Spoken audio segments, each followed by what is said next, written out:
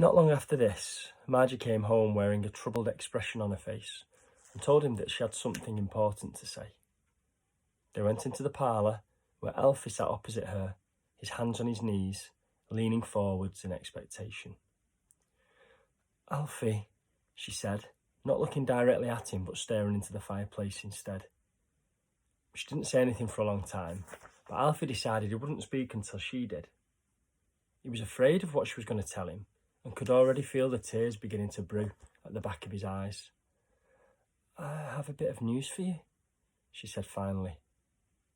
"Is it good news?" asked Alfie. "Well, it's not bad news," she replied. "It's just news, that's all. Information." "Is it about Dad?" She turned quickly and looked at him now, and their eyes met. It had been almost 3 years since George had stepped into that same room in his soldier's uniform, and Margie had run crying from the room, and Granny Summerfield had declared that they were finished. They were all finished. "It's not about your father," said Margie, shaking her head. "Alfie, we've had this conversation before. He's on a secret mission for the government. I told you that. That's why he can't get in touch with us anymore. It's why he doesn't write and why we can't write to him." "Dad's dead," thought Alfie. "I thought you understood all about that," continued Margie, her voice rising a little as Alfie set his jaw and felt his teeth grinding against each other. "Dad's dead." He closed his eyes, and in his head he heard the sound of a train pulling into a station, the noise of its engines drowning out everything that his mother was saying. "Dead, Dad's dead, Dad's dead, Dad's dead." Her lips were still moving, she was still talking. He knew she was, but he couldn't hear her. It was blocking out every sound and could only hear those 2 words repeated over and over in his head. "Alfie, stop it!" cried Margie, pulling his hands away from his ears, and he opened his eyes now and swallowed hard. "What's the matter with you anyway?" I was thinking about something, that's all." "What were you thinking about?" "Dad." Margie sighed. "Alfie, if you want to talk about your father, we can talk about your father. Is that what you want? Tell me the truth about him." "I've told you the truth." "I'm not a baby," insisted Alfie. "Tell me the truth." Margie hesitated. For a moment it looked as if she really was going to tell him the truth, but the sound of Mr. Asquith's hooves passing down Damley Road, his head turning automatically as he passed number 12, pulled them both out of the moment, and Alfie knew that there was no point in asking. "Tell me your news then," he said at last. Margie shook her head. "Oh, Alfie," she said with a sigh. "I don't think I have the energy now." "Tell me," he insisted. "I've got a job," she said, shrugging her shoulders, "at the hospital. I'm to be a Queen's nurse." "What's that?" asked Alfie, frowning.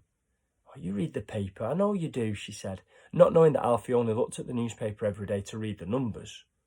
1, 4, 2, 7, 8. "There's so many soldiers coming back from the front with terrible injuries," continued Margie, "and they need more nurses to look after them. I have to do my bit, Alfie. You can see that, can't you? I've always wanted to find something I might be good at. Maybe this is it. I think about your dad and..." She stopped speaking for a moment and bit her lip, then shook her head, changing tack. "I can be of use, Alfie. You understand that, don't you? The more people who are of use, the quicker the war will come to an end." "The war will never come to an end," shouted Alfie, leaning forward in his seat now. "It's going to go on forever." "That's not true," said Margie. "It has to end one day. Wars always do. The new ones can't start if the old ones don't end," she added, smiling a little, but Alfie wasn't in the mood for jokes. "Anyway, I've been offered 6 weeks training at the hospital and then a job after that. Shift work, unfortunately, so there'll be a few changes around here for a while. You're going to have to look after yourself a bit more. You can do that, can't you? Granny Summerfield is only across the road anyway if you want to go over there." Alfie thought about it. He didn't much like the idea of looking after himself. He wanted things to be back the way they used to be, when Georgie and Margie were looking after him, and Granny Summerfield was always stopping by for a bit of gossip, and old Bill Hempton next door would rat-a-tat-tat on the door and give Alfie a halfpenny to go and fetch his paper for him, and Kalina Janchek was still his best friend and not a person of special interest, and hadn't been taken away for internment. "We need the money, Alfie. That's the truth of it," said Margie, when he didn't say anything. "But you're already taking in washing," said Alfie. "Oh, don't remind me. I'll have to do all that in the middle of the day between shifts." "And when will you sleep?" "Oh, I'll sleep when I'm..." She stopped herself suddenly, her cheeks flushing scarlet. "I don't have any choice, Alfie. Times are tight, you know that." She hesitated and raised her voice in exasperation. "Oh, we don't have any money, Alfie. We're barely getting by as it is. Granny Summerfield has said we can go and live with her, but I won't do that. This is our home, and while I have a breath in my body, I won't take it away from you when you've already lost so many other things. Anyway, how am I supposed to keep you in sweets if I don't work?" She smiled, hoping that he'd smile back. "Oh, I don't need sweets," said Alfie. "I can give them up. There aren't as many now anyway. Almost none of the shops stock them."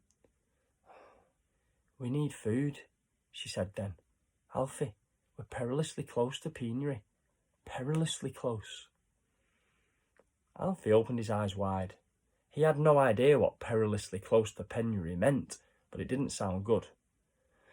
"If I go out to work and take in Mrs. Gordon-Smith's washing and maybe take a few extra night shifts, then we can eat. If I don't, then we can't. It's as simple as that. Food doesn't grow on trees, you know." "It does actually," said Alfie. "Some of it. The rest grows in the ground." Margie smiled and even laughed a little, which made Alfie happy. It had been a long time since he'd made his mother laugh.